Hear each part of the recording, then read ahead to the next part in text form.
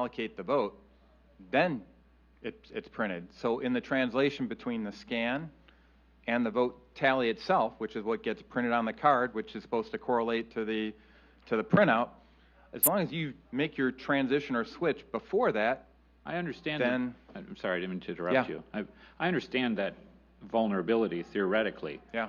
But in the case of Antrim County, the tabulator sheets were accurate upon rerunning the numbers. It was simply the software. So the idea that the software was changing both the tabulator and the computer announced votes didn't occur there. The tabulators turned out to be right on the money. It was just the other issue. Yeah. And so I'm not saying that what you're presenting isn't theoretically possible, but at least in Antrim County, that theory is not evidenced by what occurred. Yeah, and I'm just, when I did in my testimony, I wanted to highlight all the different possibilities from a technical perspective on how that could be done.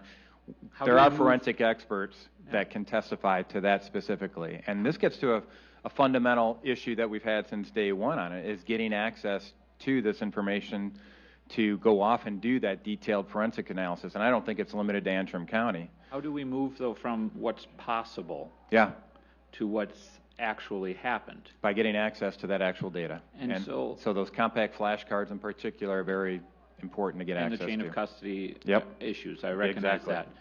So one other question, and then I have other members who are waiting.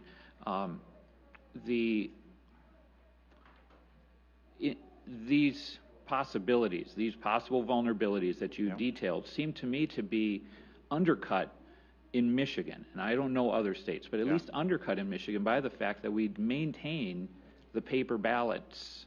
And so the opportunity to recount, and the fact that every election cycle there are random audits done that have continued to validate that the software has been accurate, would seem to undercut this possibility it's happening or being something somebody would attempt to do in Michigan. It gets into a very complex discussion, because now it's conceivable you can go back in and prepare whatever ballot tally you want in physical ballot form to match the numbers that you want to have